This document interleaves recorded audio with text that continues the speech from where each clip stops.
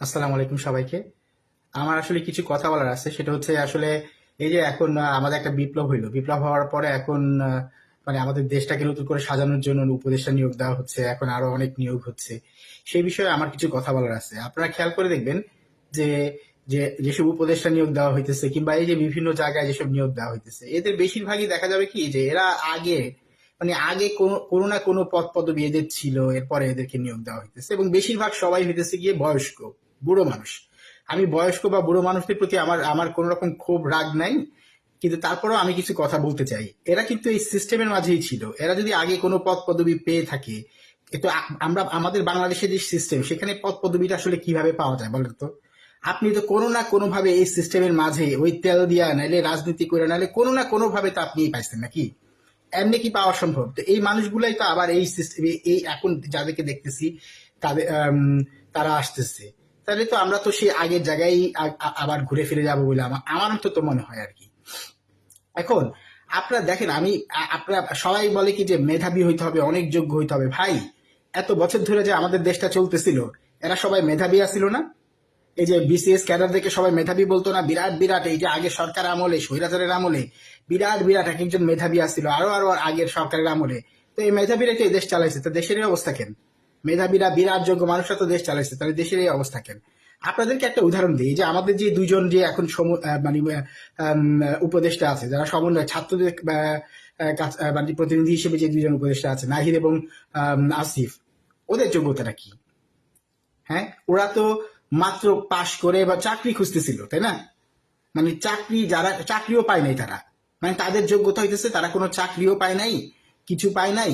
এই ছেলেরা জীবনে কখনো হয়তো, আমি জানি না উপদেষ্টা হওয়ার পর ওরা প্লেনে চড়ছে কিনা, ওরা কখনো প্লেনেও হয়তো চড়ে নাই। ওরা জীবনে কখনো হয়তো দেশের বাইরেও যায় নাই, কারণ ওরা খুব সাধারণ পরিবারের ছেলে পেলে। এরা হয়তো জীবনে কোনোদিন দেশের বাইরেও যায় নাই, কিন্তু দেখেন আমরা কিন্তু এদের উপর আস্থা রাখতেছি কেন জানেন? কারণ হচ্ছে এরা এই সিস্টেমটা দেখে নাই। যেই সব লোকজন, এই বুড়াল বয়স্ক লোকজন বা যারা আগে থেকে পদ পদবি পাইছে, তারা তো এই সিস্টেমের মাঝ দিয়ে গেছে। এখন এই এই ছেলে পেলে যে ছেলে দুটো আমাদের উপদেষ্টা হয়েছে, আমাদের আমাদের ছাত্র প্রতিনিধির কাছ থেকে কিংবা আমাদের প্রতিনিধি হিসেবে, তাদের উপর আমরা আস্থা রাখতে রাজি হয়েছি। কারণ কি জানেন ভাই, একটা অনেক বড় বিপ্লব, অনেক মানুষ মারা গেছে, অনেক রকম মানে ত্যাগ তিতিক্ষার ফলে এই দেশটা এখন আমরা মুক্ত করতে পারছি স্বৈরাচার থেকে। এখন যদি আমরা আবার আগের সিস্টেমে যাই, তাহলে কি হবে? তাহলে তো হবে না। শুনেন, যে সিস্টেমের মাঝ থেকে আপনি বড় হয়েছেন, আপনার মেন্টালিটি কিন্তু সে জায়গায় থাকবে।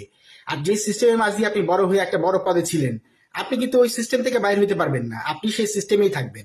আমি একটা কথা বলি, যে আসিফ এবং নাহিদের কথা, এরা কিন্তু এই সিস্টেমটা দেখে নাই, কারণ তারা না করছে কোনো চাকরি, না কোথাও ছিল জীবনে কোনোদিন হয়তো কোনো কিছু পাওয়া না পাওয়ার মাঝে ছিল। আমরা একটা বিপ্লব করছি, এটার ফল দুইটা হইতে পারে, একটা হচ্ছে ভালো আর একটা হচ্ছে খারাপ, খুব খারাপ। যেমন আমি আসিফ নাহিদদের দিয়ে বলেছি, বা অন্য ছাত্র প্রতিনিধিদের দিয়ে বলি, এই আসিফ নাহিদ ওরা যেহেতু ওরা খুব সাধারণ পরিবার থেকে উঠে আসছে, আমার ধারণা আর কি, আমি জানি না ওরা কে কোন পরিবার থেকে উঠে আসছে, আমি ধরে নিতেছি যে ওরা খুব সাধারণ পরিবার থেকে উঠে আসছে। এখন এদের দুইটা হইতে পারে, একটা হইতেছে যে ওরা এইসব মানে অনেক কিছু দেখে মানে যেহেতু ওরা একটা বড় পদে আছে, ওদের এই সবাই ওদেরকে স্যার স্যার বলতেছে, সম্মান করতেছে, এটা দেখে ওদের মাথা ঘুরে যেতে পারে, ওরা অনেক খারাপ হইতে পারে, আরো স্বৈরাচার হইতে পারে। আরেকটা হইতে পারে, যেটা হইতেছে যেহেতু ওরা খুব সিস্টেমের মাঝে ছিল না, এবং এই সিস্টেম দেখে দেখে দেখে ওরা কোনো বড় পদ পদবি পায়নি, ওরা একদম সাধারণ অবস্থা থেকে এই জায়গায় আসছে, সুতরাং ওরা পরিবর্তনও করতে পারে, কারণ ওরা সাধারণ মানুষের প্রতিনিধি হিসেবে আসছে, তারা হয়তো এই সাধারণ মানুষের কথাগুলা বাস্তবায়ন করতে পারে। এখন আমাদেরকে দেখতে হবে যে ওরা কোনটা করে। কিন্তু যারা ওই যে আগে থেকেই যে সিস্টেমের মাঝে ছিল, যে যাদেরকে পদ দেওয়া হইতেছে, বিভিন্ন জিনিস দেওয়া হইতেছে, সবাই তারাই। তো এরা কি আসলে কিছু করতে পারবে? আমার তো অন্তত মনে হয় না। আমার মনে হয় না, মানে আমার মনেই হয় না। আমি নিশ্চিত যদি এভাবে চলতে থাকে, তাহলে আমরা আবার সেই আগের বাংলাদেশেই ফেরত যাবো। শুন, ইংরেজিতে একটা কথা আছে, আমি আপনাদেরকে একটা কথা বলি ইংরেজিতে। ইংরেজিতে যে কথাটা, সেটা হচ্ছে যে if you want to change the system from within, it will be the system that will change you. So in order to be able to change the system, you got to get out of the system. এটার মানে হচ্ছে, আপনি যদি একটা system change করতে চান, আপনি যদি সিস্টেমের ভেতর থেকে সেটা চেঞ্জ করতে চান, তাহলে ওই সিস্টেমই আপনাকে চেঞ্জ করে ফেলবে। এই যে যারা আগে থেকে কোনো একটা বড় জায়গায় ছিল এবং তাদেরকে আবার পদ দেওয়া হচ্ছে, এরা তো ওই সিস্টেমেই বড় হয়েছে, সুতরাং ওই সিস্টেম তাদেরকে অলরেডি তাদের মন মানসিকতা কিন্তু চেঞ্জ করে ফেলছে। সুতরাং আপনাকে যদি সিস্টেমটা, বাংলাদেশের যে মানে ভয়ঙ্কর সিস্টেম, সেই সিস্টেম যদি চেঞ্জ করতে হয়, তাহলে আপনাকে সিস্টেমের বাইরে গিয়ে তারপর চেঞ্জ করতে হবে। যারা একদম কমপ্লিটলি বাইরে ছিল, তাদেরকে দিয়ে আপনাকে চেঞ্জ করতে হবে। সেই হিসেবে যারা ছাত্র সমন্বয় ছিল, তারা যারা উপদেষ্টা হয়েছে, তাদের কাছে আমরা আশা রাখতাম। তারা কিন্তু, আমি বললাম, দুইটা হতে পারে, একটা অত্যন্ত খারাপ, হয়তো একটা হইতে পারে ভালো, কিন্তু হইতে তো পারে ভালো। সুতরাং সেরা আশা রাখা যায়। কিন্তু যাদেরকে এইভাবে নেওয়া হইতেছে তাদের কথা তো মানে আমার অন্তত মনে হয় না, আমি দেখে আমার মনে হয় যে ভাই তাহলে তো সে আগের জায়গায় আমি ফেরত গেলাম। দেখেন ভাই, একটা উদাহরণ দিই। যারা আমাদের বাংলাদেশে, আমরা তো সবসময় বলি না যোগ্য লোক নিয়োগ দিতে হবে, মেধাবী লোক নিয়োগ দিতে হবে। ভাই মেধাবী সবাই ছিল না, এরা সবাই মেধাবী ছিল না। এত বছর ধরে আপনারা এদেরকে মেধাবী হিসেবে জানতেন না, তো দেশটার এই অবস্থা কেন?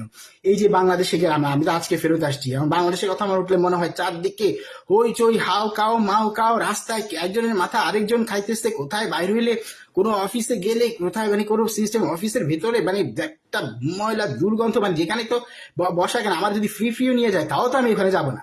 অবস্থাটা দাঁড়াচ্ছে এরকম। তো এখন আমি যদি এখন বলি এসব কথা, বলবো আপনারা বলবেন ভাই মানে আপনি নিজে পদ পদবি পাওয়ার জন্য করছেন। ভাই আমি যদি পদ পদবি পাওয়ার জন্য করি, আমি এটাও এমনিও পাইতে পারি হয়তো। আর যদি আমার কথা হচ্ছে, আমি যদি ওইখানে যাই তো ভাই মানে আমি নিজে লস করে যাবো ওইখানে। মানে আমি আমরা যারা বিদেশে ইউরোপ আমেরিকায় থাকি এবং ভালো ভালো জায়গায় আমরা চাকরি করি, আমরা যদি বাংলাদেশে যাই তাহলে তো ভাই মানে এটা তো আমরা তো অনেক কিছু ছাইড়া যাবো। এটা তো একটা সাধারণ বিষয়। এইসব কথা যারা বলে যে ভাই মনে হয় পদ পদবি পান নাই, আমি প্রায় প্রায় দেখি আসে বলে পদ পদবি কিছু পান নাই মানে ভাই এই জন্য মনে হয় আবার চলে গেছেন। ভাই এগুলি বলে হচ্ছে কারণ যারা হচ্ছে লুজার, মানে এই যে যারা মানে এই পরাজিত শক্তি, তারা এগুলি বলে। এটা বুঝতে পারি, কথা সেখানে না। কথা হচ্ছে দেশটা গঠন করতে হলে যারা এই সিস্টেমের ভেতরে ছিল না তাদেরকে, যাদেরকে এখনো নিয়োগ দেওয়া হয়েছে, আমি মনে করি এগুলো সবগুলোরে বাদ দিয়ে সিস্টেমের ভিতরে যারা ছিল না তাদেরকে নিয়োগ দেওয়া দরকার। কারণ নইলে ওই সিস্টেমে আপনারা ঘুরপাক খাইতেই থাকবেন, আর বাংলাদেশেও এভাবে ঘুরে চরকির মতো ঘুরতেই থাকবে। এবং ওই যে আগের জিনিস যা দেখছি ওই ওই ওই নতুন বোতলে পুরানো মত ঢালা হবে, এটাই হইতে থাকবে। অন্তত আমার কাছে এরকমই মনে হইতেছে, এটা করেন না।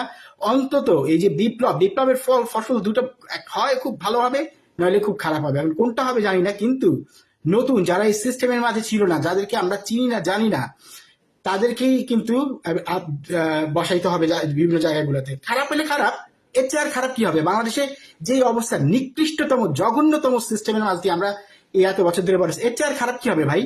এর চেয়ে খারাপ কি কিছু আর হইতে পারে? আর তো খারাপ হলে খারাপ হবে, তারপরেও এদেরকে যে করতে হবে। এত মেধাবী দিয়ে আমরা কি করব? এত এত মেধাবী বিভিন্ন জায়গার বড় বড় জায়গায় বড় বড় বিশ্ববিদ্যালয়ের মেধাবীগুলো এত পুরো দেশটাকে ধ্বংস করে দিচ্ছে। আপনাদের তো মেধাবী এত যোগ্য দরকার কি?